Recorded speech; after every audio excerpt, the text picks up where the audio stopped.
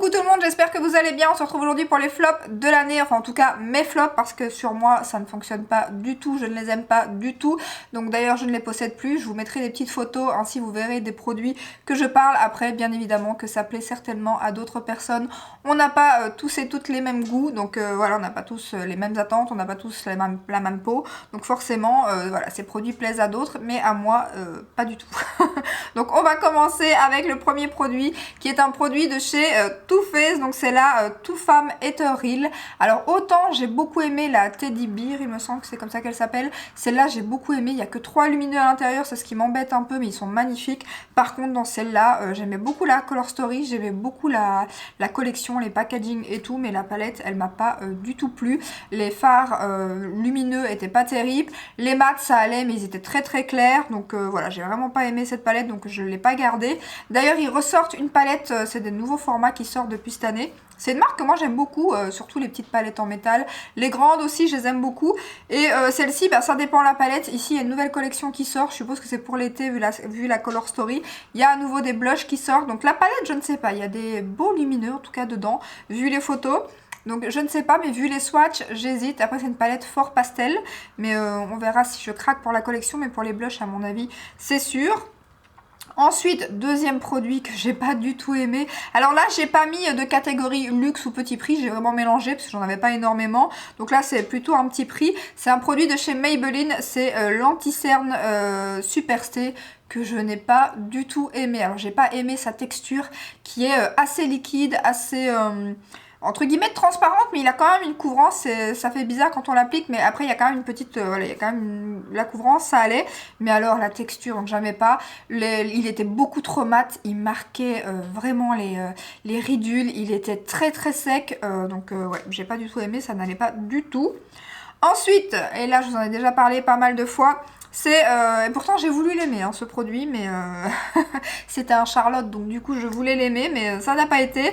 C'est le Charlotte Tilbury, donc le fond de teint Beautiful Skin, que j'ai mais détesté. Je n'aime pas du tout ce produit sur ma peau, il faisait vraiment dégueu, limite, ça rentrait dans mes pores, le fond de teint rentrait dans mes pores, ça faisait... C'était dégueu, franchement ça faisait vraiment pas beau. D'ailleurs il y a des produits que j'utilise quand je me maquille pas pour sortir ou quoi, que je me dis bon je vais les terminer à la maison, j'aime pas mais bon ça passe. Mais là ça passait pas du tout, ça, sur moi ça fonctionnait pas du tout. Il ne tenait pas, il filait dans les pores, ça les marquait du coup beaucoup plus. Ça faisait vraiment pas beau, on aurait dit que j'avais étalé un truc super mal et tout sur ma peau. Donc ouais franchement sur moi ça n'a pas du tout été.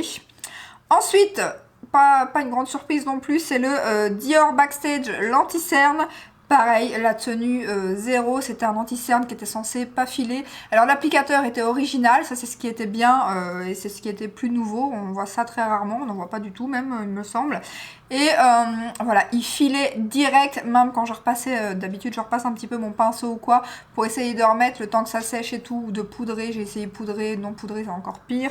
Vraiment, ouais, il tenait pas, il filait, il se déplaçait, en fin de journée il n'y avait presque plus rien, ça partait vraiment ici et là il n'y avait plus rien, c'était vraiment une catastrophe. Et par contre là je crois que celui-là, il n'y a pas beaucoup de gens qui l'apprécient. Ensuite... chez Make Up For Ever, alors là je peux pas dire que c'est un... Je l'ai quand même mis parce que moi j'ai pas aimé, je l'ai pas gardé. Mais voilà, pour certaines personnes ça dérange pas et c'était pas non plus un gros flop entre guillemets. C'est la poudre de chez Make Up For Ever, pareil c'est un produit que j'aurais voulu garder et aimer. Donc c'est la poudre HD Skin Twist Light. Donc... ce produit n'était pas mauvais en soi, mais bourré de paillettes. Je vous avais fait une story sur Instagram. C'était vraiment pas possible, quoi. Il y avait blindé de paillettes. En hiver, peut-être que ça aurait fonctionné, mais en été, ça faisait boule à facettes. C'était une horreur. Après, peut-être mélanger. J'ai vu, il y a eu quelques petites astuces qui sont passées. Mélanger avec une autre poudre, remettre une autre poudre au-dessus et tout. Mais quand j'achète un produit, en plus avec un certain coût, commencer à mélanger. Voilà, je le fais pour certains trucs, mais franchement, c'est... ça va plus vite quand voilà, vous ne devez pas commencer à mélanger tous les produits. Donc voilà, je ne l'ai pas gardé, c'était juste pour les paillettes. Sinon, les poudres Make Up For Ever sont très jolies. Elle était quand même plutôt jolie sur la peau s'il n'y avait pas eu les paillettes. Mais voilà, pour moi, je trouve que quand même que c'était un flop pour cette année. Ensuite, de chez Rare Beauty, c'est le Positive Light Tinted Moisturizer. Donc, c'est pas vraiment un fond de teint, c'est une crème teintée qui était censée avoir une couvrance légère à moyenne et hydratante. Sur moi, je n'ai pas du tout aimé ce produit. Je vous avais fait une revue rien que sur le fond de teint, oui, sur la crème teintée. Alors, niveau couvrance, que ça soit une couvrance légère, ça, je pouvais totalement comprendre, c'était pas très grave. Et c'est ce que ça promettait, ça avait une couvrance légère. Mais alors, par contre, je sais pas pourquoi c'était censé être hydratant. Sur moi, ça finissait mat, mais très mat et pas très joli. Ça faisait plus ou moins pareil que le Charlotte, ça rentrait dans les pores, ça faisait une texture dégueu sur la peau. Donc sur moi, ça n'a pas du tout fonctionné. D'ailleurs, apparemment, il est bien noté sur Sephora. Il n'y a pas non plus énormément de notes, je crois qu'il y en a une dizaine. Mais ouais, moi, j'ai vraiment pas aimé ce produit. Franchement, j'étais déçue.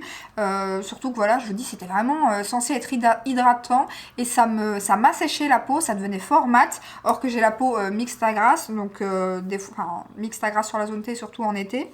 Et ouais, franchement, ça fonctionnait pas. Et en plus, c'est en été que j'ai testé ce produit, donc très déçue. Surtout que j'aime beaucoup la marque Rare Beauty, mais ce produit-là, j'ai pas du tout aimé. Par contre, j'aime beaucoup le fond de teint, mais j'aime pas du tout le packaging. C'est pour ça que je ne l'achète plus.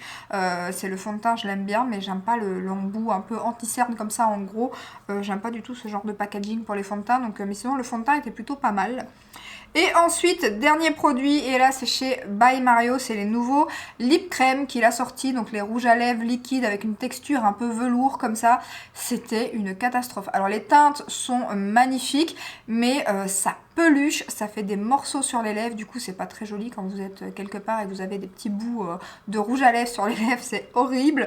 Donc voilà, déjà ça partait super mal, ça tenait pas super bien du coup vu que ça partait super mal. Donc voilà, à part les teintes qui sont très jolies, la texture qui est plutôt agréable à l'application, après c'est une catastrophe quoi. Donc il faut pas non plus avoir les lèvres un petit peu gercées, il faut vraiment avoir les lèvres nickel et en plus de ça je vous dis, ça s'effrite en fait, c'est vraiment pas très joli. Donc voilà, n'hésitez pas à me dire, vous, qu'est-ce que vous avez pensé de ces produits, s'ils font la même chose chez vous ou si chez vous ça fonctionne super bien. Donc voilà pour les flops de l'année. On se retrouve à mon avis dimanche, si j'ai su publier cette vidéo avant.